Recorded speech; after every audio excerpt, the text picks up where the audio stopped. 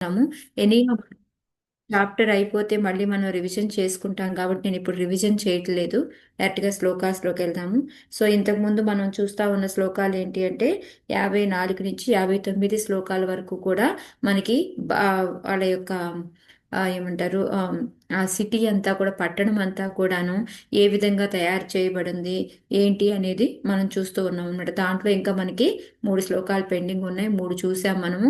అందరూ కూడా చక్కగా దేదీప్యమానంగా గోపురాలన్నీ వెలుగుతూ ఉన్నాయి అనేసి ముందు శ్లోకాల్లో చూసాము. దేవతలందరూ కూడా వచ్చారు అనేసి చెప్తూ ఉన్నారు. అంతకు ముందేమో మనకి ఇంకా సిటీ అంతా కూడా ఎలాగా శుభ్రం చేసుకొని ప్రతి ఇంటి ముందు కూడా ఏమేమి పెట్టుబడి ఉన్నాయి అవన్నీ కూడా మనం చూసామన్నమాట. సో ఇప్పుడు మిగతావి చూద్దాం. మృష్టచత్వరరధ్యాటం ఆర్గం చందన చర్చితం లాజాక్షతై పుష్పఫలై తण्डुलैर्बलि तण्डुल तण्डु या तण्डुलैर्बलिभिर्युतम् చదువుతారమ్మా? హరే కృష్ణ మాతాజీ. చదవండి సన్యాసి. మృష్ట చత్వర చతుర్వరధ్యాటమ మాతాజీ, చత్వర. మృష్ట చత్వర రథారధ్యాట మార్గం చందన చర్చితం లాజాక్షతై పుష్పఫలై స్థండులైర్బలిభిర్యుతం. హరే కృష్ణ. శీలప్రపాద్. ముంగిళ్ళు, రహదారులు, రాజవీధులు, కూడలి ప్రాంతములందలి రచ్చబండలు చక్కగా శుభ్రం కావింపబడి మంచి గంధపు నీరు చల్లబడిను.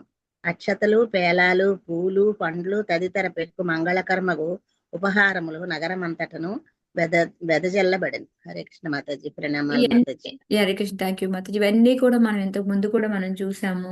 ఎప్పుడైనా ఎవరు భగవంతుడిని ఆహ్వానించడానికి కానీ ఎవరైనా పెద్ద పెద్ద వాళ్ళు ఎవరైనా వస్తే కానీ ఈ విధంగా నగరం అంతా క్లీన్ చేయడం ఇదంతా చూడడం చూసాం అనమాట. సేమ్ అదే విధంగా ఇక్కడ ఏంటంటే మొత్తం కూడా మనకి మన ఊర్లో కూడా చూడండి, ఎప్పుడైనా దేవాలయాల నుంచి భగవంతుడిని బయటికి తీసుకొచ్చి ఊరేగింపు చేస్తూ ఉన్నారనుకోండి, అప్పుడు ఊరంతా కూడా ఈ విధంగానే క్లీన్ చేయడము, అన్నీ అందుబాటులో పెట్టడము. మనం వచ్చిన వెంటనే దీపం అలంకరణ మనం ఏంటారు దీపం చూపించాలి, భగవంతుడికి ఆరతి ఇవ్వాలి అంటే అన్ని రెడీగా పెట్టుకొని ఇంటి ముందు రెడీగా ఉంటాము. అట్లా ఉంటది కదా. సేమ్ అదే విధంగా అనమాట. ఇక్కడ వీళ్ళు కూడా చక్కగా ముంగిళ్ళు, రహదారులు అన్నీ కూడా మొత్తం చక్కగా శుభ్రం చేశారు. మళ్ళీ మనకి వెనకటి రోజుల్లో కల్లాపు జల్లేవాళ్ళు ఇక్కడ వీళ్ళు మంచి గంధపు నీరు చల్లారనమాట. ఇంకా నెక్స్ట్ అక్షంతలు ఇవి ఏవైతే ఉన్నాయి, పేలాలు, పూలు, పళ్ళు అన్నీ కూడా మంగళకరమైనవి అన్నీ కూడాను ఊరంతా కూడా వెదజల్లబడి ఉన్నాయి అని చెప్పంటే పుష్కలంగా అన్ని ఎక్కడ పడితే అక్కడ పెట్టేసి ఉంచారనమాట. ధ్రువాయ పదిదృష్టాయ తత్ర తత్ర పురస్త్రియః సిద్ధార్థాక్షత దధ్యంభు దూర్వా పుష్పఫలాని చ ఉపజహ్రు ప్రయుంజాన వాత్సల్యాదాశిషः సతీః శృణ్వంస్తద్వుల్గగీతాని ప్రావిశద్భవనం పితుః. హరే కృష్ణ మాత. చదవమంటారా? చదవండి. ధ్రువాయ పదిదృష్టాయ తత్ర తత్ర పురస్త్రియః సిద్ధార్థాక్షత తథ్యంబు దూర్వా పుష్పఫలాని చ ఉపజహ్రుః ప్రయుంజాన వాత్సల్యాదాశిష సతీః శృణ్వంస్తద్వల్గు గీతాని ప్రావిశద్భవనం పితుః. ఆ విధముగా ధ్రువుడు మార్గమున చనుచుండగా అతనిని గాంచుటకు ప్రతి చోటను పురస్త్రీలు గుమిగూడిరి. మాతృవాత్సల్యంతో వారు తెల్ల ఆవాలు, ఎవలు, పెరుగు, జలము, దూర్వారము, పండ్లు, పూలు చల్లుచు తమ దీవులను నొసగిరి. ఆ రీతిగా ధ్రువుడు వారి మనోహరములకు గీతములను వినుచు పితృభవనమునకు ప్రవేశించెను. Thank you mataji. హరే కృష్ణ. హరే కృష్ణ మాతాజీ. ఇది యావలు అంటే ఇవి మాతాజీ బార్లీ సీడ్స్. వాటిని ఏమంటాం మనం తెలుగులో? బార్లీ అని బార్లీ అని అంటాం. బార్లీ అని అయ్యి మాతాజీ వాళ్ళు ఎవలు అని రాశారు కదా. నేను కూడా అదేంటా అని చెక్ చేశాను అనమాట. ఇంగ్లీష్ లో చూస్తే బార్లీ సీడ్స్ అని. సో ఇక్కడ ఏంటంటే చెప్పండి మాతాజీ. దూర్వారం ఉంటుంది మాతాజీ. దుర్వారం అంటే గడ్డి మాతాజీ. పూజ చేస్తాం కదా. గరిక. గ్రాస్. ఓకే. గరిక. ఓకే. గరిక. అదే మనం ఈ వినాయక చవితికి కూడా చేస్తాం కదా. సో ఇక్కడ ఏంటంటే ఎక్కడైతే వాళ్ళందరూ అందరూ కూడా ఎదురు వెళ్ళారా అంటే కొంతమంది వెళ్ళలేదు కదా. సో కొంతమంది ఇళ్లలోనే ఉండిపోతారు, ఎందుకంటే ఆ రోజుల్లో స్త్రీలందరూ మొత్తం అందరూ బయటికి వెళ్ళరు కాబట్టి వాళ్ళు ఇంకా కొంతమంది అక్కడే ఉన్నారనమాట. కానీ భగవత్ చూడడానికి సేమ్ మనం కృష్ణుడు కూడా ఏం చేస్తారు, కొంతమంది స్త్రీలు మేడల మీద ఎక్కి ఎదురు చూస్తూ ఉంటారు కదా. సేమ్ అలాగే వీళ్ళు కూడా గుంపులు గుంపులుగా ఉండి వాళ్ళందరూ కూడా అతన్ని చూద్దాము అనేసి ఉన్నారనమాట. అంతేకాకుండా ఇంకా ఏంటంటే వాళ్ళు మాతృభాషలు అంటే ఆ కొడుకు లక్షణ పిల్లవాడు కదా, 5 ఏళ్ల పిల్లవాడే కదా. సో ఆ కొడుకు భావంతో వాళ్ళు ఏంటంటే ఏవైతే ఆశీర్వదించడానికి ఉపయోగపడతారో వాటన్నిటిని తెల్ల ఆవాలు, బార్లీ సీడ్స్, పెరుగు, జలము, గరిక, పండ్లు, పూలు అన్నీ కూడా అవన్నీ చల్లుతూ ఆయనకి దేవుళ్ళు ఇచ్చారనమాట, ఆశీర్వదించారనమాట. సో ఇంకా ఏంటి అంటే కొంతమంది గీతాలు పాడుతూ ఉన్నారు, ఎందుకంటే ఇప్పుడు గొప్ప పని చేసి వచ్చాడు కాబట్టి వాటిని గురించి జనాలందరూ వాటిని చెప్పుకోవటం, మాట్లాడుకోవడం అవన్నీ కూడా ఎలా ఉన్నాయంటే ఎంతో వినసొంపుగా ఉన్నాయన్నమాట తండ్రికి. సో అదే కాకుండా అవన్నీ వినుకుంటూ ఒక తండ్రి యొక్క భవనంలోకి ప్రవేశించాడనమాట. సో మనకి ఇంతకు ముందే తండ్రి యొక్క భవనం కొంచెం ఎలా ఉంటుంది అనేది చెప్పారు. సో ఇప్పుడు మళ్ళీ కూడా మనకి ఇంకా ఫుల్ ఎక్స్ప్లెనేషన్ ఆ ప్యాలెస్ అదంతా కూడా ఎలా ఉంది ఏంటి అనేది మనకి 60 నుంచి 64 శ్లోకాల వరకు కూడా మనకి ఇప్పుడు ఆయన భవనంలోకి ఎంటర్ అయ్యాడు కాబట్టి ఆ భవనంలోకి ప్రవేశించిన తర్వాత భవనం ఎలా ఉంది అనేది మనకి ఇప్పుడు చెప్పబోతున్నారు అనమాట, 60 నుంచి 64 శ్లోకాల వరకు కూడా. महामणिव्रातमये सतस्मिन् भवनोत्तमे लालितो नितरां पित्रा न्यवसिद्धिविदेववत्. చదవాలా మాతాజీ? చదవండి చదవండి. మహామణి వ్రాతమాయే సా తస్మిన్ భవనోత్తమే లాలితో నితరాం పిత్రా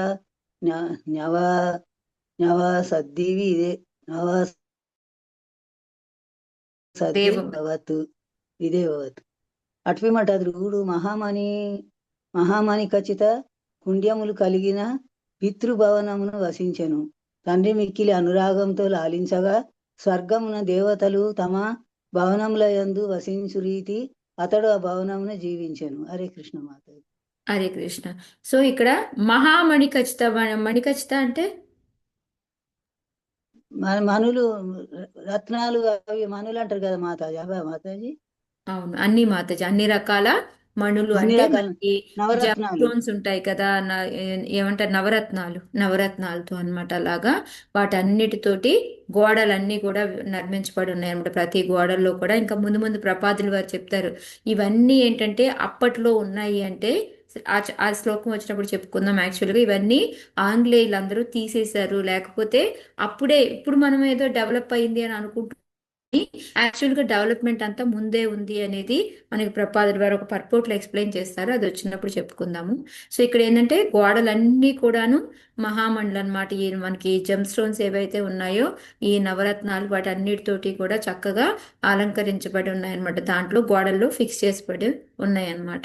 ఇంకా ఏంటంటే తండ్రి ఎప్పుడో కదా వచ్చాడు ఇంకా, సో అనురాగంతో తను చక్కగా లాలిస్తూ ఉంటే అతనికి ఎలా ఉంది అంటే ఆ భవనంలో దేవతలే వచ్చి ఉన్నారా అన్నట్టు. ఎందుకంటే దేవతలు వచ్చినప్పుడు ఏమవుతుంది అంటే ఆ లైటింగ్ కానీ ఆ ప్లెజెంట్నెస్ కానీ అవన్నీ ఎక్కువ ఉంటాయి కదా. సో అంత హాయిగా ఉన్నాడు ధ్రువ మహారాజు అని చెప్పడానికి ఆ ఎగ్జాంపుల్ని తీసుకున్నారనమాట. స్వర్గంలో దేవతలు తమ భవనం నందు వసించు రీతి అనేసి, అంటే ఇప్పుడు స్వర్గలోకాల్లో ఉండే ఫెసిలిటీస్ మొత్తం అన్నీ కూడా ఈ ప్యాలెస్లో ఉన్నాయి అని చెప్పడం అనమాట. పయఫేనాని భాషయ్యా దాంతారుక్మపరిచ్ఛదాః ఆసనాని మహార్హాణి యత్ర రౌక్మా ఉపస్కరాః. హరే కృష్ణ మాతాజీ. చదవాల. చదువు. వలయః శయ్యదంతా రుక్మ పరిచ్ఛదా ఆపనాని మహారాణి కూర్చునే సీటు ఆసనాని మహారాణి యత్ర రుక్మ ఉపస్కరాః. ఆ భవనమున శయ్యలు పాలునురుగుల వలె తెల్లగా నుండి అతి మృదువుగా నుండెను. మంచములు మంచములు ఏనుగు దంతములతో నిర్మించబడి బంగారు బంగారు నగిషి కలిగి ఉండెను. ఆసనము బల్లలు వంటి ఇతర గృహోపకరణములు స్వర్ణమయములై ఉండెను. హరే కృష్ణ మాతాజీ. హరే కృష్ణ. ఇది చదువుతున్నప్పుడు నాకు ఆ సెయ్యలు పాల నురుగు వలె తెల్లగా ఉండి అతి మృదువుగా ఉండేను, మంచాలు ఏనుగు దంతాలతో చేసి ఉంది అంటే మనం చాలా వాటిలో విన్నాం. ఇది ఎక్కడ ఎవరికైనా ఏమైనా గుర్తొచ్చాయా? హరే కృష్ణ ఈ మాతాజీ. కపిల మహా ఎవరు? దేవహూతి వర్ణనలో దేవహూతికి ఆ ఆ, ఒక నగరాన్ని ఏర్పరుస్తారు కదా మాతాజీ, అది వర్ణించినప్పుడు. కరెక్ట్, అది ఓకే. ఇంకా ఇంకెక్కడైనా గుర్తొచ్చినాయా? పద్మాక్షి మాత చెప్తారనుకున్నానే నేను ఇది. అవును మాతాజీ, నేను చెప్తూనే ఉన్నాను మాతాజీ, అదే పాయింట్ ఇది చెప్తున్నా. కాదు, దేవహూతి ఇంకో ఆన్సర్ మీరు చెప్తారు అనుకున్నాను నేను. తిరుపావిలో గుర్తొస్తుంది నాకు. Yes, 9 correct. ఆ, అది తిరుపావళి ఆన్ టాపిక్. దామోదరియే చెప్తుంది ఈ శ్లోకాన్ని ఎప్పుడు. కృష్ణుడు అందరి భార్యల గృహాలు ఎలా ఉన్నాయో వర్ణించినప్పుడు ఎక్కడ మాతాజీ? కృష్ణుడు 16,000 భవనాలు ఏ ఎస్ విధంగా మాతాజీ, ఉన్నాయో. కరెక్ట్. యా, అక్కడ కూడా వింటాం. ఎస్ మాత, కృష్ణ బుక్ లో కూడా వస్తుంది. సో యాక్చువల్గా తిరుప్పావైర్లో మనము చదివేటప్పుడు ఒక శ్లోకంలో కృష్ణ అది ఆ మంచం మీద పడుకొని ఉన్నది, అది ఎంత ఏ నెంబర్ దామోదరి? అది 20? 19th మా 19. 19th. యా, ద ఫేవరెట్ దామోదరిది. ఎప్పుడు చూడు తనకు అదే వస్తుంది శ్లోక చెప్పడానికి. సో దాంట్లో కూడా ఇదంతా కూడా ఎక్స్ప్లెయిన్ చేసి ఉంటుంది అనమాట. సో నాకు అవి గుర్తొచ్చాయి, జస్ట్ మీకు చెప్తున్నాను. చాలా చోట్ల వింటాం ఇది సేమ్. ఫస్ట్ది ఎగ్జాక్ట్లీ యాజ్ ఇట్ ఈస్గా అయితేనేమో మనం దాంట్లో చూస్తాము. మన అది దేవహూతికి కపిల్ భగవాన్, అదే కపిల్ అంటున్నాడు, క్వశ్చన్ మొత్తం అరేంజ్ చేస్తాడు కదా. కర్దమముని మాతాజీ, కర్దమముని గురించి కర్దమ ముని మొత్తం అంతా కూడా యోగమాయతోటి మొత్తం అంతా సృష్టిస్తాడు కదా, అదంతా కూడా సేమ్ ఇలాగే ఉంటుంది అనమాట. యత్ర స్ఫటిక కుడ్యేషు మహామారకతేషు చ మణిప్రదీపా ఆభాంతి లలనారత్న సంయుతాః. హరే కృష్ణ మాతాజీ. చదవండి మాతాజీ, రాధా మాతాజీ. యత్ర స్ఫటిక కుడ్యేషు మహామారకతేషు చ మణిప్రదీప ఆబంతి లలనారత్న సంయుతాః. సంయుతాః.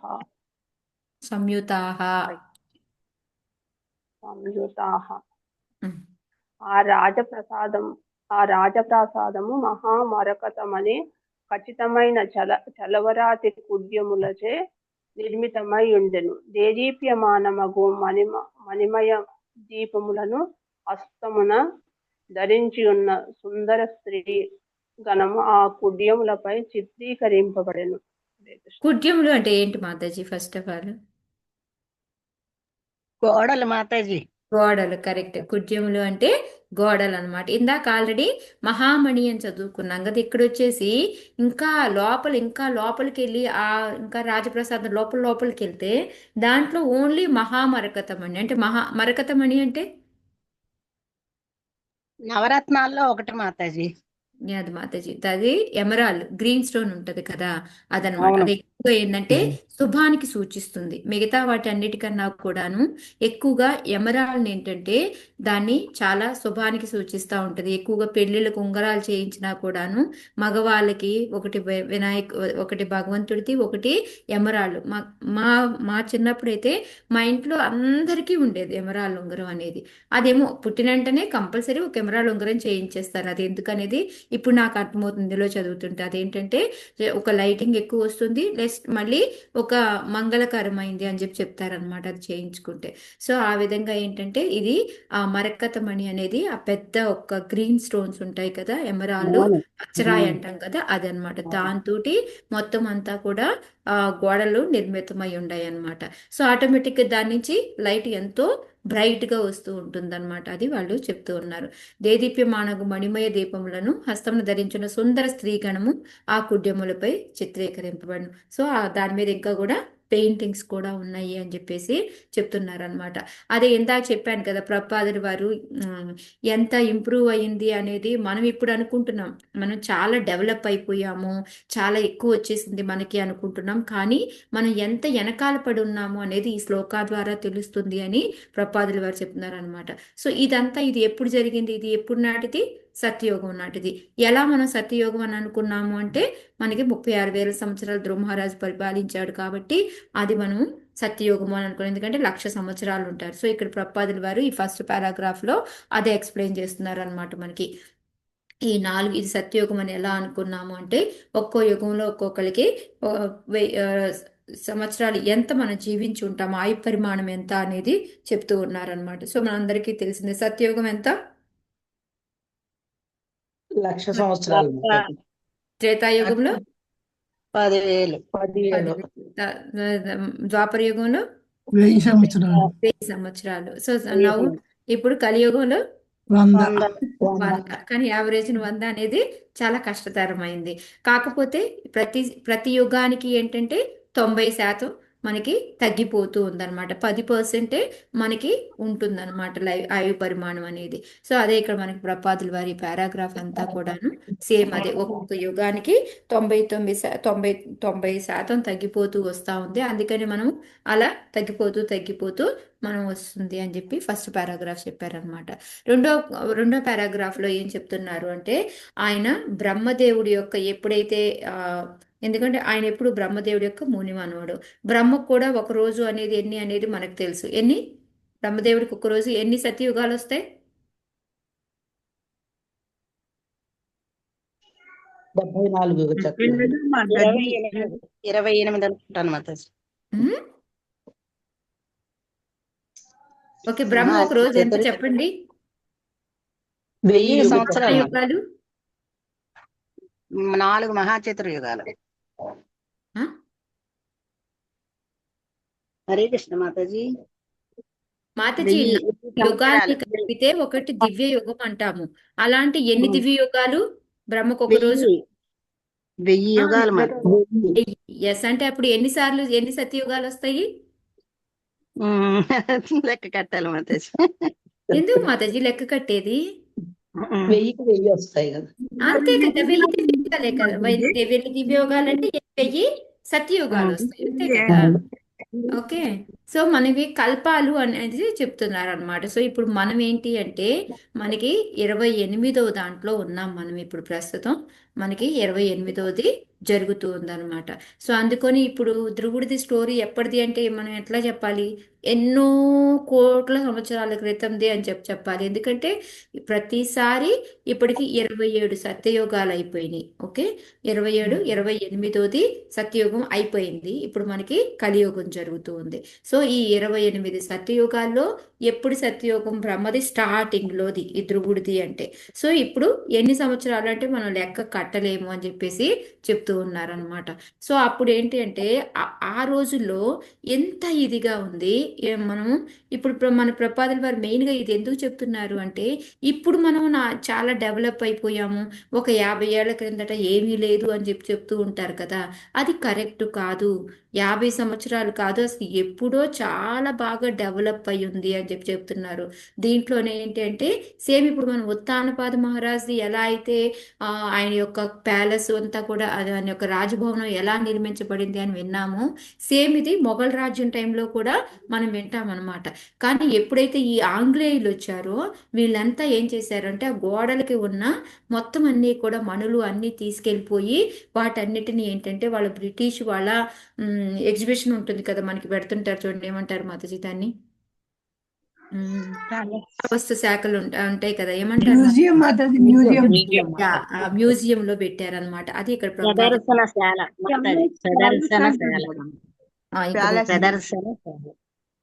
పురావస్తు మాత్రం పురాతత్వ వస్తు ప్రదర్శనశాల. సో దాంట్లో పెట్టారనమాట. సో ఇవన్నీ వాళ్ళు తీసుకెళ్లి వాళ్ళు పెట్టుకున్నారు. మనం ఇప్పుడేమనుకుంటున్నాము, ఇప్పుడిప్పుడే మనం డెవలప్ అవుతున్నాము, 50 ఏళ్ల క్రిందట అసలు ఏమీ లేదు అనుకుంటున్నాం కదా, అది. సో నెక్స్ట్ పారాగ్రాఫ్ లో ప్రపాదుల వారు ఏం చెప్తున్నారు అంటే అసలు డెవలప్మెంట్ అంటే ఏంటి అనేది చెప్తూ ఉన్నారనమాట. ఇప్పుడు ఉండే ఈ కార్లు వీటిని బట్టి, విమానాలు వీటిని బట్టి మనం డెవలప్మెంట్ అని అనుకోవడం కాదు. పురోభివృద్ధి అనేది ఏంటి అంటే మన ప్రకృతి సంపద మీదను మనం ఆహారం ఎంత నిల్వ చేసుకున్నాము అనే దాని మీద ఆధారపడి ఉంటది. సో అప్పట్లో వాళ్ళకి ఎప్పుడు చూడు ఆహారానికి కొరత ఉండేది కాదు. ప్రకృతి ఎందుకు ఇప్పుడు మనం నిజంగానే గోడలో ఏమన్నా మణులు మాణిక్యాలు పెట్టామనుకో, మనకు ముందు ఏ భయం ఉంటుంది? దొంగ భయం మాతాజీ. దొంగల దొంగల భయం భయం మాతాజీ. ఉంటుంది. అప్పట్లో మరి అంత ఇదిగా ఉంచుకున్నారు, ఎక్కడ పడితే అక్కడ ఈ మండ్లు మాణిక్యాలు ఉన్నాయి అంటే ఎవరికి కూడా పుష్కలంగా ఉండేది. దొంగతనం చేసుకొని తినాల్సిన అవసరం కానీ దొంగతనం చేయాల్సిన పని కానీ వచ్చేది కాదనమాట. సో అప్పుడు డెవలప్మెంట్ ఉన్నట్ట, ఇప్పుడు డెవలప్మెంట్ ఉన్నట్ట. ఇప్పుడు ఏది అప్పుడు బయట పెట్టినా భయం, ఒక రూపాయి బయట పెడితే భయము, ఒక నగ బయట పెడితే భయము, అన్ని భయాలే. సో ఇప్పుడు ఎక్కడ పెట్టినా కూడా ఎవరు తీయకుండా అలాగే ఉండగలిగింది అంటే అది అభివృద్ధి అనేది అని ఇక్కడ ప్రపాదుల వారు ప్రకృతి సంపద ఆహార నిల్వల మీదే ఆధారపడి ఉంటుంది. కానీ మనం పెద్ద పెద్ద బిల్డింగులు కట్టాము, మోటార్ కార్లు ఉన్నాయా, వీటన్నిటి వలన కాదు మనకి పురోభివృద్ధి అనేది అని చెప్పేసి 3వ పారాగ్రాఫ్లో చెప్తూ ఉన్నారనమాట. నెక్స్ట్ వచ్చేసి మనం 4వ పారాగ్రాఫ్లో కూడా అతను ఏంటంటే ధ్రువుడి గురించి, ధ్రువుడి తండ్రి ఉత్తానపాద గురించి చెప్తున్నారనమాట. అతను ఏంటంటే మనము మనుషులు అనే వాళ్ళమి పూర్వాభివృద్ధి అంటే ఏంటి అంటే మనం ఆత్మానుభూతి, మనం భగవంతుని గురించి తెలుసుకోవడం, మన గురించి తెలుసుకోవడం, ఇది ముఖ్యం.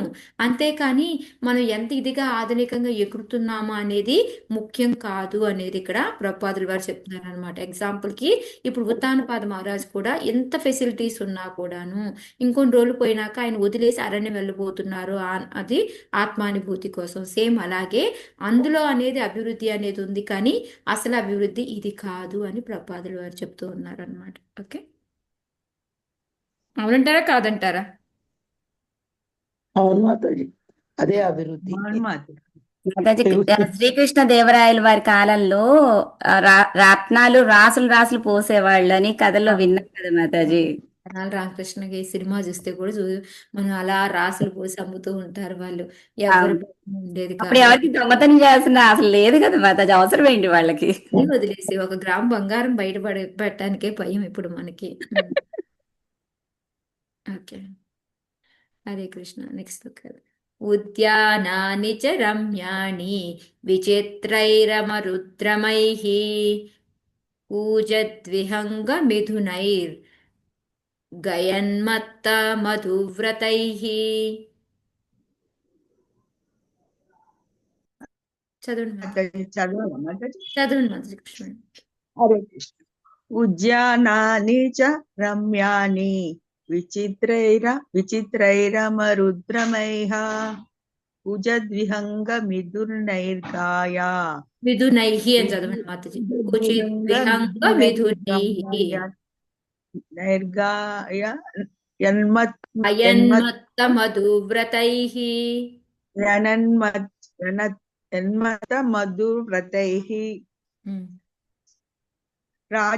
రాజమహలు ఉద్యానవనములతో పరివృతమై ఉండెను. ఆ ఉద్యానవనములలో దేవతాలోకం నుండి తెచ్చిన పెక్కు రకముల వృక్షములు కలవు. ఆ వృక్షములపై తీయగా పాడేడి పక్షులు జంటలు మెదలు ఉండెను. హరే కృష్ణ. వినసొంపుగా జూంగారం చేయు మత్తిలిన తుమ్మెదలు ఉండెను మాతాజీ. ఓకే, మొత్తం. ఓకే, హరే కృష్ణ.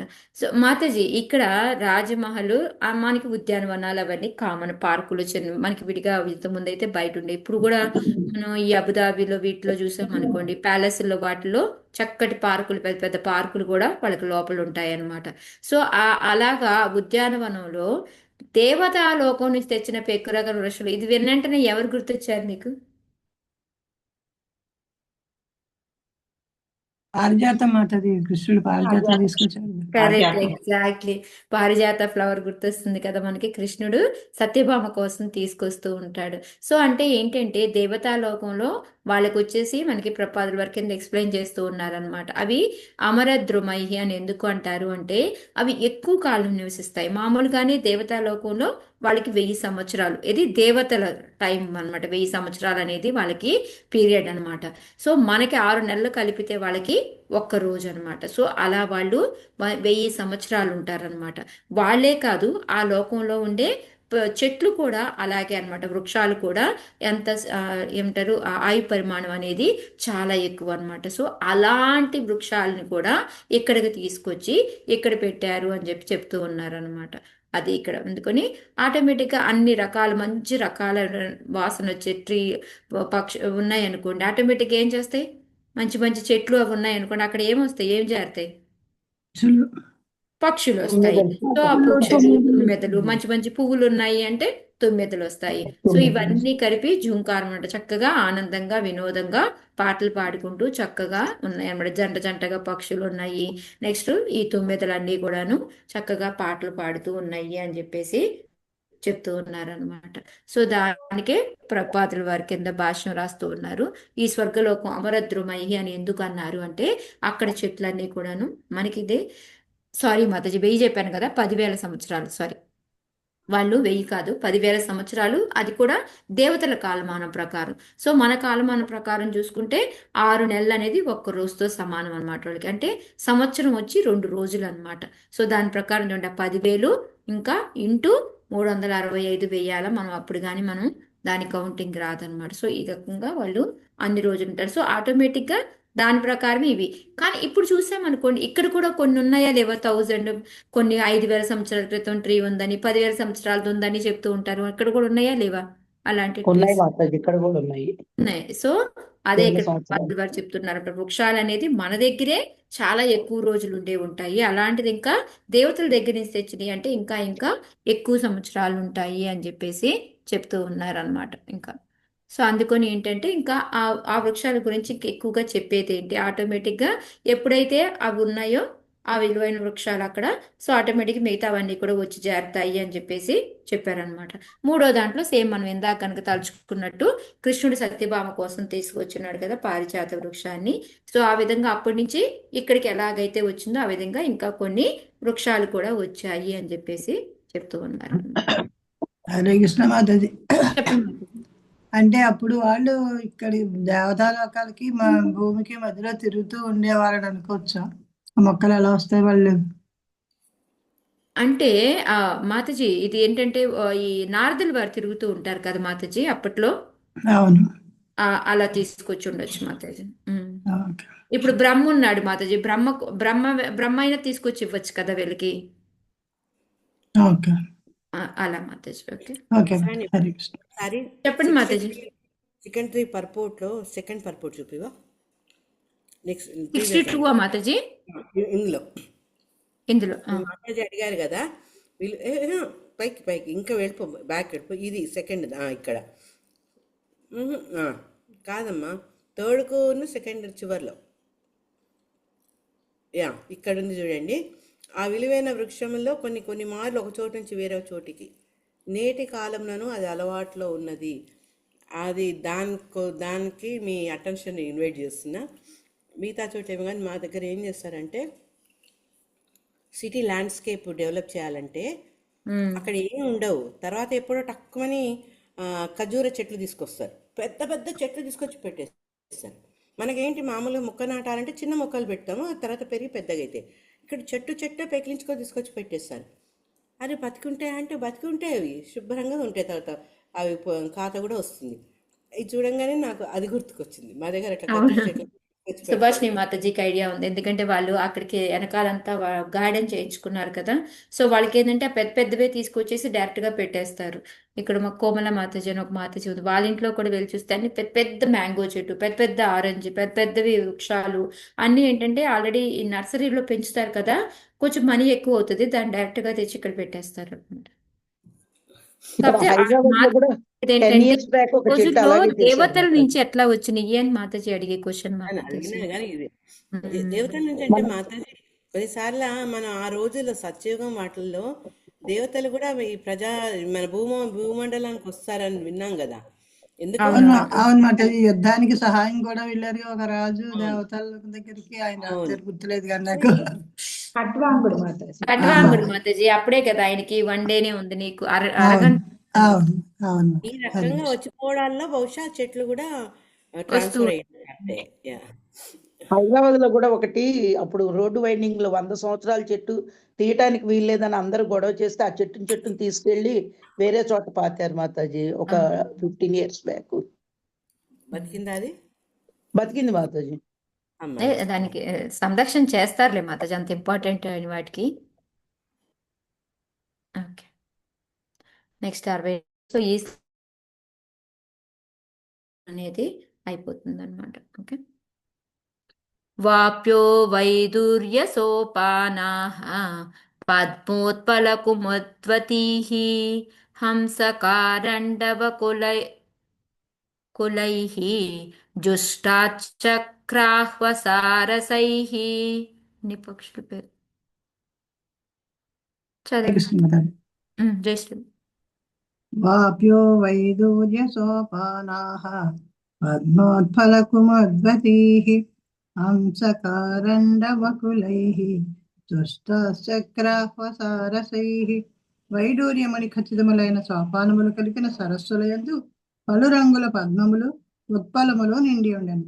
హంసలు, కారండవములు, చక్రవాకములు, పొంగలు మరి ఇతర పక్షులు ఆ సరస్సులయందు గోచరించుచుండెను. Hare Krishna. Thank you madam. Hare Krishna mataji. So ఇక్కడ ఏంటంటే సోపానం అంటే మెట్లు అన్నమాట. మనకి ఈ సరస్సుల లోపలికి దిగడానికి మనకి మెట్లు పెట్టి ఉంటాయి కదా, కొలనులు సరస్సులు ఉంటాయి కదా, అవన్నీ అన్నమాట. సో అవి కూడా ఎలా నిర్మించబడి ఉన్నాయి? మణులతోటే అన్నమాట. ఈ నవరత్నాలతోటే చక్కగా నిర్మించబడి ఉన్నాయి అన్నమాట. సో ఆటోమేటిక్గా సరస్సు ఉందంటే దాంట్లో మనకి ఏం గుర్తొస్తాయి? రామల్లో కలవలు అవన్నీ ఉంటుంది. ఈ ఉత్పలములు అంటే ఏంటో నాకు తెలియలేదు మాతాజీ, అది నేను చూడలేదు. ఎవరికైనా తెలుసా ఉత్పలము అంటే ఏంటో? నీలి కమలాలంట. ఓకే, నీలి కమలాలు మామూలుగా తొందరగా రేర్ కదా, అవి దొరకవు అంటారు కదా, అందుకని చెప్తున్నారు అనమాట. ఉత్పలములు అంటే నీలి కమలాలు, పద్మాలు అంటే కలువ పూలు అనమాట. సో ఇవన్నీ కూడా అక్కడ దాంట్లో నిండా ఉన్నాయి. సో ఆటోమేటిక్గా ఎక్కడైతే అవన్నీ ఉన్నాయో, మంచి సరస్సు ఉందో, హంసలు, కారండములు, చక్రవాకములు, కొంగలు ఇవన్నీ కూడా ఆ పక్షులన్నీ కూడా ఆ సరస్సులో గోచరిస్తూ ఉన్నాయి.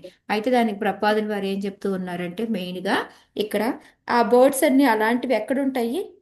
ఎక్కడైతే శుభ్రంగా ఉంటుందో, నీట్గా ఉంటుందో అలాంటి చోట్ల మాత్రమే ఈ హంసలు, చక్రవాకాలు, కొంగలు అంటే వస్తూ ఉన్నాయి. అంటే మురికి ప్రదేశంలో ఇవి ఉండవు అనమాట.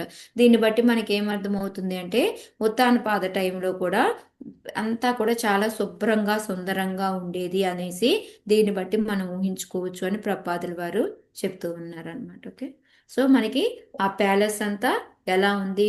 ఆ గోడలన్నీ కూడాను మరక మండ్లతోటి వాటితోటి నిర్మించబడి ఉంది. దాని మీద అమ్మాయిలు ఇలా దీపాన్ని పెట్టుకొని వెళ్తున్నట్టు మనకి బొమ్మలు గీసున్నాయి. మంచాలు ఎలా ఉన్నాయంటే ఏనుగు దంతాలతోటి చేసి, మళ్ళీ వచ్చేసి పట్టుపాన్పుల్లాగా ఇదేంటి అవి అంత సున్నితంగా అంత స్మూత్గా బెడ్లు ఉన్నాయి అని చెప్పారు. ఆ తర్వాత వచ్చేసి మనకి దేవతల దగ్గర నుంచి తెచ్చిన వృక్షాలతో పాటు ఎంతో మనోహరంగా ఉంది అని చెప్పారు. ఆ తర్వాత వచ్చేసి ఆ దాంట్లో ఆ సరస్సులు అవన్నీ ఉన్నాయి. దాంట్లో వచ్చేసి ఆ సరస్సు లోపల దాని చుట్టూతో ఉన్న వృక్షాల మీద రకరకాల బర్డ్స్ చక్కగా పాటలు పాడుకుంటూ జంటలు జంటలుగా చాలా బాగున్నాయి అని చెప్పారు. సరస్సు లోపల నీల కమలాలు, మళ్ళీ పద్మాలు అన్నీ కూడా ఉన్నాయి. దాంతోపాటు ఈ హంస ఇవన్నీ కూడా వచ్చేసి వీటన్నిటి నుంచి ప్రపాదుల వారు మెయిన్గా మనకి ఏం చెప్తున్నారంటే, ఒకటి ఈ ఉత్తానపాద టైంలో వాతావరణం ఎంత ఆహ్లాదకరంగా శుభ్రంగా ఉండేది ప్లేసు అనేసి, ఇంకోటి డెవలప్ అనేది లేదు అని అనుకుంటున్నాం, కానీ ఆ రోజులతో కూర్చుంటే మనది అభివృద్ధి అనేది చాలా చాలా తక్కువ. అసలైన అభివృద్ధి అంటే ఏంటి అంటే, మనం ఆధ్యాత్మికంగా ఆత్మానుభూతిని పొందడం అనేది అని చెప్పేసి మనకి చెప్తున్నాం. మెయిన్గా ఇవి అన్నమాట మనకి ఇందులో ఎసెన్స్ లాగా ప్రభుపాద గారు ఇస్తుంది. సో ఇక్కడ మనకి 65 నుంచి ఏంటంటే ఉత్తానపాద అరణ్యానికి వెళ్ళడము, మళ్ళీ వచ్చేసి ఈ ధ్రువ మహారాజుని రాజ్యాన్ని అభిషేకించడం అనేది మనం ఈ 3 శ్లోకాల్లో చూస్తాం అన్నమాట. ఉత్తానపాదో రాజర్షిః ప్రభావం తనయస్య తం శ్రుత్వా దృష్ట్వాద్భుతం తమం ప్రపేదే విస్మయం పరం. నేను చదవనా మాతాజీ? చదవండి. కృష్ణ మాతాజీ. అరే లక్ష్మీ మాత చదవండి, తర్వాత చదువు మాతాజీ మీరు. Lakshmi Mataji okay, sorry Mataji. అందుకే మళ్ళీ మీకు దొరకదు కదా టైం, అందుకని చెప్పాను. థ్యాంక్స్ మాతాజీ. ఉత్తానపాదో రాజర్షిః ప్రభావం తనయస్య తం శ్రుత్వా దృష్ట్వాద్భుతతమం ప్రపేదే విస్మయం పరం. అనువాదం బై జోషుల ప్రభుపాద. రాజర్షి అగు ఉత్తానపాదుడు ధ్రువుని మహద్భుత కర్మలను విని అతడెంత ప్రభావము కలవాడు ధనుడు స్వయముగా కూడా గాంచి మిగులు సంతుష్టుడయ్యను. ధ్రువుని కార్యములు పరమాశ్చర్యకరములైనవి చదువు. Thank you mataji. Hare Krishna, thank you mataji. So రాజర్షి, ఎవరిని రాజర్షి అంటారు? మాతాజీ మనకి చాలా సార్లు ఎక్స్ప్లెయిన్ చేశారు. రాజర్షి, దేవర్షి, బ్రహ్మర్షి, మహర్షి. రాజర్షి అంటే ఎవరు? రాజులందరిలో గొప్పవాడు మాతాజీ. రాజులుగా ఉండి ఋషులుగా మారిన వాళ్ళు. హరే కృష్ణ మాతాజీ. విశ్వామిత్రుడు కూడా ముందు రాజు రాజఋషి తర్వాత బ్రహ్మ ఋషి అవుతాడు కదా. చెప్పండి రాజు మాతాజీ. రాజులందరిలో గొప్పవాడు. కాదు మాతాజీ, భగవంతుడి చెప్పండి యొక్క మాతాజీ. భక్తుడు మాతాజీ, భగవంతుడి యొక్క భక్తుడై ఉన్నవాడిని రాజు ఋషి. ఋషి యొక్క గుణాలు మాతాజీ, రాజులాగే ఉంటూ ఋషి యొక్క గుణాలు కలిగి వాళ్ళని రాజర్షి అని పిలుస్తారనమాట. సో మనకి ఇంతకు ముందు కూడా మాతాజీ చాలా సార్లు ఎగ్జాంపుల్స్ కూడా చెప్పారు రాజర్షి వాటికి వచ్చేసి. ఎవరు మనకి రాజర్షికి ఎగ్జాంపుల్? ధర్మరాజు కూడా మాతాజీ రాజు. విశ్వామిత్రుడు ఎస్, మాతాజీ. విశ్వామిత్ర రాజర్షి. రాజఋషి ముందు అవుతారు, తర్వాత బ్రహ్మ ఋషి అవుతారు. ఎస్, ఫస్ట్ రాజు తర్వాత జనక మహారాజు మాతాజీ, జనక మహారాజు. జనక మహారాజు, అంబరీష్ మహారాజు, అంబరీష్ మహారాజు. ధర్మరాజు, వీళ్ళంతా కూడా రాజర్షుల కిందే వస్తారనమాట. సో ఇక్కడ ఉత్తానపాదుడు ఏంటంటే ధ్రువుని యొక్క మహాద్భుత కర్మల్ని విని, అంటే ఎలా ఆయన వెళ్ళాడు, తపస్సు చేశాడు, ఇవన్నీ కూడాను అంతా వింటా ఉన్నాడు అనమాట. అందరూ చెప్పుకుంటూ ఉంటారు కదా. ఇప్పుడు మనకి ఏదైనా ఒక చిన్న న్యూస్ తెలిసిందనుకోండి, అది ఊరంతా చెప్తూనే ఉంటాం కదా, కొన్ని రోజులు దాని గురించి మాట్లాడుకుంటూ ఉంటాం కదా. ఇప్పుడు ఎలా అయితే న్యూస్ వాళ్ళు పదే పదే పదే వేసి మనల్ని విసిగిస్తూ ఉంటారో, అప్పట్లో ఏంటంటే ఒకళ్ళు వచ్చి ఇది తెలుసా నీకు అని చెప్పేవాళ్ళు, మళ్ళీ ఇంకొకరు వచ్చి ఇది తెలుసా నీకు అని చెప్పేవాళ్ళు. సో ఇదే టాపిక్ జరుగుతూ ఉండేదన్నమాట. అందులో ఏంటంటే రాజు కొడుకు కాబట్టి సో ఆ టాపిక్ ఎక్కువ జరుగుతూ ఉండేది. సో అందుకని ఇక్కడ ఏంటంటే ఏ విధంగా వెళ్ళి తపస్సు చేశాడు ఇవన్నీ కూడా ఏంటంటే వింటూ ఉన్నాడు అనమాట. విని దాని యొక్క ప్రభావం అన్నమాట ఎంతో, ఇంకా ఎంత గొప్పవాడు అనేది ఇంకా ఇంకా తెలుస్తూ ఉందన్నమాట అతనికి. సో ఇంకా వాటన్నిటి వల్ల ఏంటంటే ఎప్పుడైనా చూడండి, కొడుకు గొప్పవాడైతే ఫస్ట్ ఆనందపడేది ఎవరు? తల్లిదండ్రులు మాతాజీ. తండ్రి. తల్లి తండ్రి, తల్లి తండ్రి ఇద్దరు మాతాజీ. బట్ తల్లిదండ్రులు. తండ్రికి ఏంటంటే ఇంకా ఇంకా అంటే తల్లికి ఏంటంటే దిష్టిలో వెళ్ళిద్దేమో అని బయటికి చెప్పదు కొన్ని, కానీ తండ్రి గొప్పగా బయటికి చెప్తాడు కూడా వాటన్నిటినీ కూడాను. సో అందుకని ఏంటంటే అవన్నీ విని ఉత్తానపాదుడు ఏంటంటే ఎంతో సంతుష్టుడు అనమాట, ఎంతో తృప్తి కలిగిందనమాట. ఇంకా ఏంటంటే అవన్నీ కూడా పరమాశ్చర్యకములైన. ఎందుకు అంత పరమాశ్చర్యం చెప్పండి? ధ్రువుడి పనులు అంటే చిన్న పిల్లవాడుగా అంత చేశాడు గొప్ప కదా మాతాజీ. భక్తుడయ్యి వెళ్ళి తను ఆ అనుకున్న తపస్సు సాధించేస్తాడు కదా. చేయడం అనేది మాతాజీ, ముందు 3 రోజులకు ఒకసారి ఫుడ్ తినడం అంటేనే ఆలోచించండి ఓ, మనకి ఎలా ఉంటుంది. అవును సరే అది వదిలేయండి, తర్వాత 12 రోజులకి అట్లాగా. అసలు ఫస్ట్ 3 రోజులకు ఒకసారి 5 రోజులు పిల్లవాడు అసలు తిండి మానేసి ఉండగలడా? అవును ఉండలేదు. సో అందుకని అవన్నీ కూడా పరమ ఆశ్చర్యంగా అనిపించినాయి అనమాట. ఎలా ఉన్నాడు నా కొడుకు, ఎలా చేశాడు అనేసి అనిపించింది అనమాట. అదే మనకి ప్రపాదుల వారికి కిందంతా కూడా రాస్తూ ఉన్నారనమాట. వాళ్ళు చెప్పినవన్నీ కూడా వింటుంటే అంటే 5 సంవత్సరాల పిల్లవాడు వలానికి వెళ్ళడం, తీవ్ర అంటే ఎంతో నిష్ఠతోటి భక్తి యోగం అనేది చేశాడనమాట. అక్కడ చేసిన పనులన్నీ ఏంటి, 3 రోజులకి, 6 రోజులకి, 9 రోజులకి, 12 రోజులకి ఏ విధంగా తిండి మానేసి ఆకులు తినడము ఇవన్నీ చేశాడో అవన్నీ కూడా చాలా అద్భుతం అనిపించాయి అనమాట. అది ఇక్కడ చెప్తున్నారు. ఆటోమేటిక్గా మనం అంతకుముందు కూడా యస్యాస్తి భక్తిర్ భగవత్తి కించిన శ్లోకా చదువుకున్నాం మనము. ఏ విధంగా అయితే భగవంతుడి యొక్క భక్తి చేస్తారో వాళ్ళకి దేవతల గుణాలన్నీ కూడా వస్తాయి అనేసి. సో ఆటోమేటిక్గా వాళ్ళని చూసినప్పుడు మనకి ఒక నమస్కార భావం, అంటే ఒక గౌరవమైన భావము, వాళ్ళని తిరస్కరించడం అనేది ఉండదు. మనకి వాళ్ళంటే ప్రియం అవ్వడము, వాళ్ళకి దగ్గరికి చేరడాలనిపించడం ఇవన్నీ కూడా అవుతా ఉంటాయి అనమాట. సో ఆ విధంగా ఇవన్నీ కూడా ఏదైతే విన్నాడో అప్పుడు అతనికి ఏమనిపించాయి, భగవంతుడిని చూశాడు, భగవంతుడి యొక్క కృప దొరికింది నా కొడుకుకి అని చెప్పేసి ఇవన్నీ విన్నప్పుడు తండ్రి కన్నా అధిక సంతృప్తి కలిగిన వాడు ఇంకొకడు ఉండడు. ఎప్పుడైతే కొడుక్కి మంచి పేరు, ఇలాంటి మంచి పనులు చేశాడని తెలుస్తుందో ఫస్ట్ తండ్రికే అధిక సంతృప్తి వస్తుంది అని చెప్పేసి చెప్తూ ఉన్నారనమాట. సో అది ఇక్కడ ఇంకోటి ఉత్తానపాద గురించి కూడా మళ్ళీ ప్రపాదులు వారు చెప్తున్నారు. అతను రాజర్షి ఎందుకు అంటే మనం ఏదో చెప్పుకున్నాం కదా, రాజుల్లాగే ఉంటారు, బట్ కానీ ఏంటంటే వాళ్ళకి ఋషి గుణాలన్నీ కూడా ఉంటాయి అన్నమాట. సో వాళ్ళకి ఏంటి ఆ సాధు స్వభావం వలన ఏమవుతుంది అంటే వాళ్ళు జనాల యొక్క సంక్షేమం తప్ప వేరొకటి ఇంకోటి కోరుకోరు అని చెప్పేసి చెప్తూ ఉన్నారనమాట. ఇంకా ప్రపాదులు వారు ఏం చెప్తూ ఉన్నారు అంటే ఇప్పుడు మనకి ఇప్పుడు మనకి ప్రభుత్వ నేతలు ఎవరైతే ఉన్నారో వాళ్ళకి గనుక ఇలాంటి సాధు స్వభావం అనేది ఉందనుకోండి, అప్పుడు ఆటోమేటిక్గా మిగతా వాళ్ళందరూ కూడా అదే వస్తుంది. ఎందుకంటే ఆటోమేటిక్గా ఆధ్యాత్మికంగా ఎలా ఎదగాలి, దాని గురించి ఏం చెయ్యాలి అనేది వాటి గురించి వాళ్ళు ఆలోచిస్తూ ఉంటారు అని చెప్పేసి చెప్తూ ఉన్నారు. ఇంకోటి రాజర్షుల గురించి ఏంటంటే ప్రపాదులు వారు చెప్తుంది, మనకి భగవద్గీతలో కూడా ఈ సూర్యలోకం నుంచి మనకి ఒక్కొక్కరికి ఎలా వచ్చింది అనేది పరంపరగా భగవద్గీత వచ్చింది, ఇవం పరంపర ఉంది కదా, మధ్యలో కట్ అయిపోయింది. కానీ లేకపోతే మనకి విభస్వానికి సూర్యదేవుడికి ఇట్లా ఎలా వచ్చింది అనేది మనకి చెప్తూ ఉన్నారు. అందుకని వాళ్ళకు కూడా ఈ జ్ఞానం అనేది వస్తూ ఉంటుంది. దానివల్ల ఏంటంటే వాళ్ళకి ఆ సాధు స్వభావం ఉండి, ఆ సాధు స్వభావంతో ప్రజలందరికీ కూడా ఆధ్యాత్మిక ప్రయోగతి కావాలనే వాళ్ళు కోరుకుంటారు. వాళ్ళకి ఎటువంటి లోట్లు రాకుండా వాళ్ళు చూసుకుంటూ ఉంటారు. అప్పుడు ఆటోమేటిక్గా అంతా రాజ్యం అంతా కూడా సుఖశాంతులతో ఉంటుంది అని చెప్పేసి చెప్తున్నారు. కానీ ఇప్పుడు వచ్చే మన నేతలు అలా ఉండడం అనేది చాలా కష్టం అవుతుంది. సో అది మళ్ళీ నెక్స్ట్ దాంట్లో శ్లోకాలు ఎందుకు ఇట్లా ఉంటున్నారు వాళ్ళు అనేది కూడా ప్రపాదుల వారు మనకు చెప్తారు, అది చూద్దాము. సో ఇక్కడ మెయిన్గా ఏంటంటే మనకి ఇప్పుడు కొంచెం కొద్దిగా గొప్ప చెప్పాలి అంటే మనకి ఇప్పుడు కొంచెం నరేంద్ర మోడీ వచ్చిన తర్వాత కొంచెం ఆయన ఆధ్యాత్మికంగా ఉండడం మూలంగా కొంచెం గుడ్ల అయోధ్యలో ఓపెన్ చేయడం కానీ ఇవన్నీ ముందు ఎవరు చేయలేకపోయారు కదా. ఎంతో కొంత మన ఇప్పుడు ఎక్కడికి వెళ్ళినా ఆయన ఏం పట్టుకెళ్ళిస్తారు గిఫ్ట్ కింద నరేంద్ర మోడీ?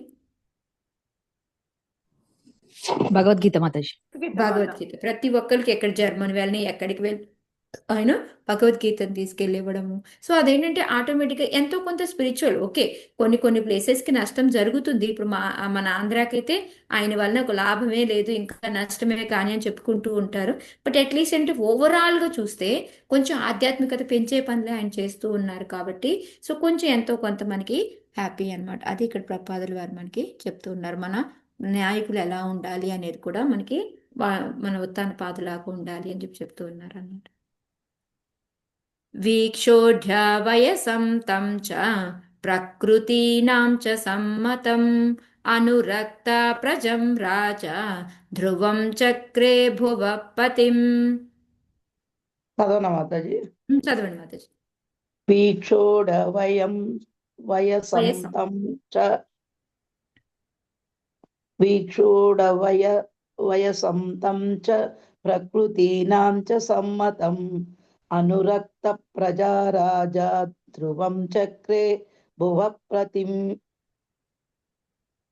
రాజ్యభారమును స్వీకరించుటకు ధ్రువుడు యుక్త వయస్కుడైనాడనియు మంత్రులు సమ్మతించి హరే కృష్ణ మాత చదవండి మాతాజీ. మంత్రులు సమ్మతించి ఉన్నారనియు పౌరులు కూడా అతని ఎడ అనురక్తులై ఉన్నారనియు విచారణతో గాంచి పిమ్మట ఉత్తానపాద మహారాజు అతనిని భూమండలమునకు చక్రవర్తిగా చేసెను. హరే కృష్ణ మాతాజీ. హరే కృష్ణ. ఓకే, ఇక్కడ ఏంటంటే ఎప్పుడైతే ఇంకా అలాగా టైం వెళ్తూ ఉంది, కొన్ని రోజులకి ఏంటంటే ధ్రువ మహారాజు యుక్త వయస్కుడు అయినాడు అనమాట. సో అంటే ఆ వయసు ఎలా అంటే రాజ్యభారాన్ని స్వీకరించే వయసు వచ్చిందనమాట. సో అప్పుడు ఏంటంటే ఆయన ఏం చేశారు, మంత్రులను అడిగాడు ఏం చేద్దాము అనేసి. అవును, ఇప్పుడు ఈ వయసు కరెక్ట్గా వచ్చింది అనేసి వాళ్ళ మంత్రుల సమ్మతం తీసుకొని ఆ తర్వాత ఏంటంటే పౌరులు కూడా అతని ఎడ అనురక్తులై ఉన్నారని, అంటే మిగతా వాళ్ళందరినీ కూడా సమ్మతం తీసుకున్నారు. ఓకే, ఇప్పుడు నేను రాజుకి పట్టాభిషేకం ధ్రువ మహారాజు చేద్దాం అనుకుంటున్నాను అని ఒక పక్క మంత్రులది ఒక పక్క ప్రజలది కూడా అనుమతి తీసుకొని ఆ తర్వాత మాత్రమే అతన్ని పట్టాభిషేకం చేసి చక్రవర్తిగా ప్రకటించారనమాట. సో దీన్ని బట్టి మనకి ఇక్కడ ప్రపాదులు వారు ఏం చెప్తున్నారు అంటే ఇది ఎలా పడితే అలా వాళ్ళు ఎవరిష్టం వచ్చినట్టు వాళ్ళు డెసిషన్ తీసుకోవడం అనేది ఉండేది కదా. ఇప్పుడు మనం చూస్తున్నాం ఎవరు యుఎస్ దానికి ఏది మత చదివిన పేరు ఇప్పుడు ప్రస్తుతం ఉన్న అతను యుఎస్కి మినిస్టర్ ట్రంప్ చూడండి, రోజుకో డెసిషన్ రోజుకో రకంగా గందరగోళం చేస్తూ ఉన్నాడు. సో ఇంతకు ముందు ప్రభుత్వం అంటే అట్లా నిరంకుశంగా ఉండేది కాదు అనేసి ప్రపాదులు వారు చెప్తున్నారు అనమాట. సో అక్కడ ఏం చేశారు, ఉత్తానపాదుడు ఒక డెసిషన్ తీసుకుందాము అనుకున్నప్పుడు ఫస్ట్ ఎవరిని సంప్రదించాడు, మంత్రుల్ని సంప్రదించాడు. మంత్రులు ఓకే అని చెప్పిన తర్వాత ప్రజాభిప్రాయాన్ని కూడా అడిగాడు. ఓకే, మంత్రులు ఇలా చెప్తున్నారు, ఇది ఓకేనా, మనం చేద్దామంటే వాళ్ళని కూడా చేశారనమాట. ఇంకా అదే కాకుండా ధ్రువుని కూడా టెస్ట్ చేస్తారనమాట, అతను రెడీగా ఉన్నాడా లేదా అనేసి.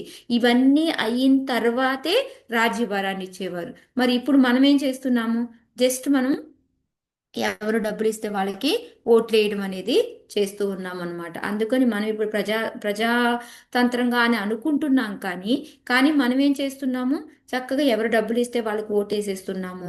ఆటోమేటిక్గా ఏమవుతుంది, వాళ్ళు గెలిచిన తర్వాత వాళ్ళు ఊరుకుంటారా, మన దగ్గర నుంచి ఎంత పిండుకుందామా అనేది వాళ్ళు చూస్తూ ఉంటారనమాట.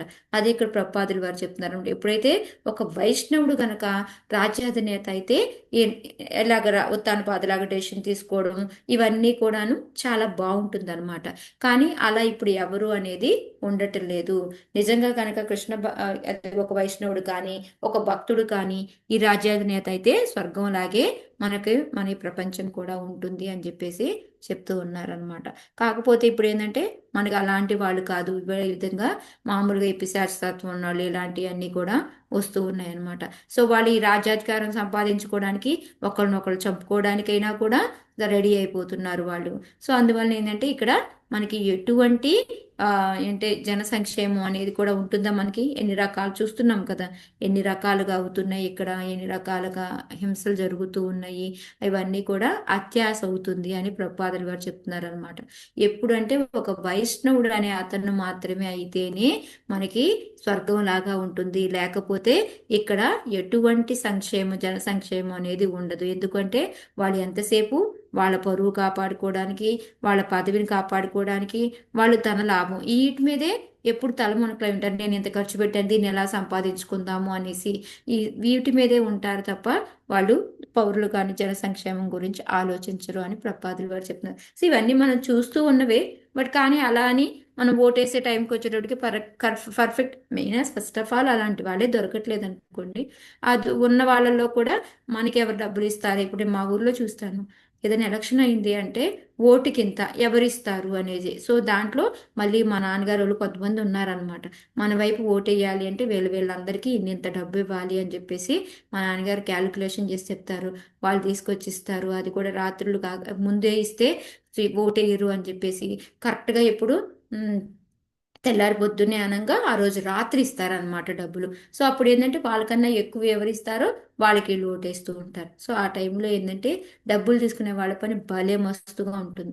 మా ఇంట్లో 10 మంది ఉన్నారండి, 10 ఓట్లు కావాలి అంటే మాకు ఎంత ఇవ్వాలండి అని అడుగుతూ ఉంటారు. అవన్నీ కూడా నేను మొన్న లాస్ట్ టైం ఎలక్షన్స్కి వెళ్ళినప్పుడు వినున్నాను. దేవుడా ఎలా ఉందా అనుకున్నాను ఇక్కడ. ఆత్మానం చ ప్రవయసం ప్రవయసం అకలయ్య విషాంపతి వనం విరక్త ప్రాతిష్టత్ విమృశనాత్మనో గతిం. ఓకే సారీ, లాస్ట్ లో మాత జీవరం చదవండి. హరే కృష్ణ మాతాజీ. చదవండి పద్మాష్. ఆత్మానం చ ప్రవయసం ఆకలయ్య విశాంపతి వనం విరక్త ప్రాతిష్టత్ మాతాజీ. ప్రాతిష్టత్ విమ్రశత్ ఆత్మనః గతిం. తన వృద్ధావస్థను గమనించిన ఉత్తానపాదుడు ఆత్మోద్ధారమును గూర్చి యోచించి లౌకిక కర్మల నుండి విరక్తుడై వనమునకు వెళ్ళలేదు. హరే కృష్ణ. హరే కృష్ణ. సో ఇక్కడ ఇంకెప్పుడైతే పట్టాభిషేకం చేశాడో, చక్రవర్తిని చేశాడో ధ్రువ మహారాజుని, ఉత్తానపాదుడు ఏం చేశాడు, ఓకే ఇక నేను ముసలివాడిని అయిపోయాను అని చెప్పి వెంటనే ఏం చేశాడు, ఆత్మ ఉద్ధారణ, మనం ఇందాక కూడా మాకు ఒక పారాగ్రాఫ్లో ప్రపాదులు వారు చెప్పారు, ఇంకా అరణ్యానికి బయలుదేరాడు అనమాట. ఇంకా నాకు ఇవన్నీ ఏమి వద్దు అనేసి లౌకిక కర్మలు అన్నీ కూడా వదిలేసి తను వనానికి వెళ్ళాడనమాట. అక్కడ తపస్సు చేసుకోవాలి అని చెప్పి. ఇక్కడ కొడుకు 5 ఏళ్లప్పుడే తపస్సు చేశాడు, ఇక్కడ తండ్రి వృద్ధుడైపోయినాక చేస్తూ ఉన్నాడు. సో ఏదో ఒకటి అట్లీస్ట్ మనకి ఏదంటే మనకి ఈ 4 రకాలు ఏదైతే ఉందో మనకి బ్రహ్మచర్య, గృహస్థ, మూడోది వానప్రస్థ, సన్యాసం. సో అట్లీస్ట్ మనము వానప్రస్థ దాంట్లో మనం ఏం చేయాలి అంటే మనం చక్కగా భగవంతుడిని తలుచుకుంటూ మనం ఆ పనులు చేయాలి. కానీ యాక్చువల్గా మనం వానప్రస్థాలో చేస్తున్న పని ఏంటంటే, నా పిల్లాడికి పిల్ల అవ్వలేదు, నా పిల్లలకి పిల్లలు పుట్టలేదు, ఆ పిల్లల్ని ఎలా పెంచాలి, మనం ఈ టెన్షన్స్తోనే ఎక్కువ ఉంటూ ఉన్నాము. సరే ఇంకోటి ఏంటంటే ప్రపాదుల వారు మనకి ఏం చెప్తున్నారంటే, ఓకే ఇప్పుడు ఇతను వనానికి వెళ్ళినట్టు మనం వెళ్ళాలి, మనం కూడా అన్ని వదిలేసి వెళ్ళిపోవాలా? ఇప్పుడు అలా వెళ్ళలేము మాతాజీ, వాళ్ళకి లేదమ్మా. వెళ్ళే పరిస్థితి లేదు మనకి. సో అలా ఏం మగవాళ్ళకి లేదు. చెప్పింది ప్రభుపాదుల వారు. ఎస్ ఇంట్లో మాతాజీ, ఉండే ప్రభుపాదుల కీర్తన వారు ఏం చేసుకోమంటారు చెప్తున్నారు అంటే నామస్మరణ. ఎస్ మాతాజీ, మనం ఏమీ వెళ్ళక్కర్లేదు. చక్కగా ఏంటంటే మనం నామస్మరణ, నామస్మరణ ఏదైతే ఉందో భగవంతుడిని తలుచుకోవడం, ఆ పని చేస్తే చాలు అని చెప్తున్నారు అనమాట. అది ఏంటంటే మనం ఈ టైంలో కూర్చొని కృష్ణ రామ అని చక్కగా చెప్పుకోవచ్చు, కానీ మనం ఎక్కువగా బాధ్యతలు పెట్టుకొని దాని వెనకాలే పరిగెడుతూ ఉంటాము అని చెప్పేసి ప్రపాదులు వారు చెప్తూ ఉన్నారు అనమాట. అందుకే ఇక్కడ మనం అప్పటి రోజు చక్కగా ఏం చేయొచ్చు అంటే మన సంకీర్తన యజ్ఞం, దాన్ని కూడా ఏ విధంగా చేయాలి అనేది కూడా ప్రపాదుల వారు చెప్తూ ఉన్నారనమాట. ఎలా అయితే మనము మనకి 4 ఏవైతే ఉన్నాయో ఆ పాటించాల్సినవి, ఆ అదే మన మత్తు పదార్థాలను స్వీకరించకుండా ఉండడం, జోదం ఆడకుండా ఉండడం, మాంసాహారాలు తినకుండా ఉండడం, అవాహిక సంబంధాలను పెట్టుకోకుండా ఉండడము, ఈ 4ని పాటించుకుంటూ దాంతో పాటు మనం 108 సార్లు అంటే 16 × 108 16 రౌండ్లు అనమాట చాంటింగ్. మనం అందరం చేస్తుందే కాబట్టి నేను ఎక్కువ ఎక్స్ప్లెయిన్ చేయక్కర్లేదు. సో మనం ఈ 16 రౌండ్లు కనుక చాంటింగ్ చేసుకుంటూ ఉంటే గ్యారంటీగా ఈ భౌతిక జగత్తు నుండి మనం బయటపడతాము అని చెప్తున్నారు. కాకపోతే ఏంటంటే ఫస్ట్ ఆఫ్ ఆల్ మనకి కొంచెం ఏజ్ అయిపోయిన తర్వాత మన దగ్గర శక్తి ఉండదు. ఇప్పుడు ఆల్రెడీ మనం చూస్తున్నాం, సన్యాసం మాతాజీ, జయశ్రీ మాతాజీ వీళ్ళంతా కూడా చెప్తూ ఉన్నారు. ఏమీ మనకి గుర్తుండకపోవడం ఓకే, కూర్చున్న దగ్గర నుంచి ఇప్పుడు చూడండి, నేనే ఇలా కూర్చున్నాను క్లాస్ చెప్పడానికి. ఇంతకుముందు కదలకుండా చెప్పగలిగేదాన్ని. ఇప్పుడు నాకు వయసు పైపడిపోతుందని చెప్పడానికి ఏంటి, కాసేపు కాలు మడత పెట్టుకుంటున్నాను, కాసేపు ఈ కాలు తీస్తున్నాను, ఈ కాసేపు తీస్తున్నాను. సో ఇట్లా ఉందన్నమాట మన పరిస్థితి. సో ఈ టైంలో మనం కాన్సన్ట్రేషన్ చేసి చాంటింగ్లు చేయడం అనేది ఎంతవరకు కుదురుతుంది? అందుకనే మనము ముందు నుంచి దీన్ని ప్రాక్టీస్ చేసుకుంటూ ఉండాలి అనేది కూడా మనం నేర్చుకోవాలన్నమాట. కాకపోతే ప్రపాదుల వారు అట్లీస్ట్ ఇప్పుడైనా సరే మనకి ఆ వయసు ఎప్పుడైతే మనకి మన బాధ్యతలన్నీ బాధ్యతలు అయిపోయి అంటే దానికి ఏమీ ఉండదు, బాధ్యతలు ఉంటూనే ఉంటాయి. మెయిన్ గా మన పిల్లలకు పెళ్లిళ్ళు చేయడం అనేది అది అయిపోయింది అంటే ఇది కూడా మాతాజీ పెళ్లిళ్ళు చేయడం అయిపోయాక మనవాళ్ళు మనవరాళ్ళు వాళ్ళని అదే చూసి మాతాజీ, అది ఇదే యాక్చువల్ గా మన అలా బాధ్యత సాగుతూనే కాదు. ఉంటుంది అది మాతాజీ. యాక్చువల్ గా మన బాధ్యత కాదు, బట్ మనం తీసుకుంటూ ఉన్నాం. అందుకే అదే ప్రపాదుల వారు ఎప్పుడు ఏం చెప్తారు మనకి, ఇంతకుముందు కూడా మనం చాలా శ్లోకాల్లో మాతాజీతో కూడా చర్చించుకున్నప్పుడు చెప్పుకున్నాము. పెళ్లిళ్ళు కరెక్ట్ గా చేసుకుంటే మనవళ్ళు మనవరాలు కూడా పుట్టడం కొంచెం పెరగడం అయిపోతుంది మాతాజీ 50 ఏళ్ళకి. ఇప్పుడు పెళ్లిళ్ళు చేసుకోవడమే 30కి చేసుకుంటున్నారు, వాళ్ళు అవును. పుట్టడమే 35కి అంటున్నారు. వాళ్ళ పిల్లలు ఇంకా ఎప్పటికి పుడతారు మాతాజీ? అప్పటికి మన వయసు ఉంటుందా? ఓపికలు ఉన్నా లేకపోయినా కూడా మన ఓపిక వాళ్ళిద్దరు వయసు ఉద్యోగాలకు ఉండదు. వెళ్ళిపోతే పిల్లల్ని చూసుకోవడం పెద్దవాళ్ళ బాధ్యత అవుతాం. చాలా మంది ఇళ్లలో అదే, నాకెక్కడ టైం ఉంటుంది, ఏదైనా మనం కొంచెం ఈ మాట చెప్దామంటే నాకెక్కడ టైం ఉంటుందమ్మా, మీలా కాదు మాకు, మేము మనల్ని చూసుకోవాలి ఇలాగని చెప్తున్నారు. అదే మాత, ఎందుకు అంటే ఇదే మెయిన్ ప్రపాదుల వారు చెప్పింది. 18 ఏళ్ళకి ఆడపిల్లకి, 22 ఏళ్ళకి మగపిల్లవాడికి పెళ్లిళ్ళు అవును. చేయి. అప్పుడు అవును. చేస్తే అన్ని సక్రమంగా మనకి 50 ఏళ్ళు 55 ఏళ్ళు వచ్చేటప్పటికి మన బాధ్యతలు అయిపోతాయి. ఒక మాదిరి బాధ్యతలు అవును. అంటే ఎవర్ ఎండింగ్ మాత్రం ఎప్పటికీ అవ్వవు ఆ అవును బాధ్యత. మాతాజీ, అన్ని మనమే మన అనుకుంటే ఎంత మనం ఇంకే మా ఎండింగ్ ఉండదు యా, దానికి. మనం ఎంత తగిలించుకుంటామో దాన్ని బట్టి ఉంటుంది మెయిన్ గా. నిన్న ఒక ఇంటర్వ్యూ చూస్తుండే, ఉమ్, తల్లిదండ్రులు రానోళ్ళు కూడా ఇప్పుడు ఏమవుతుందంటే పిల్లలు అమెరికాలో దూరాల్లో ఉండి వాళ్ళ పిల్లలు పుట్టగానే పేరెంట్స్ మీద ప్రేమ వచ్చేసేస్తుంది. సరే వీళ్ళకి చేతనైనా కరెక్ట్ మాతాజీ. చేతనైనా కాకుండా పోయి సేవ చేస్తుంటారు. ఎందుకంటే పేగు బంధం జయించలేక అక్కడ పోయి కరెక్ట్. అంటా కదా, నేను కుక్కు మనమే, ధోబీ మనమే, క్లీనర్ మనమే, అన్నీ మనమే.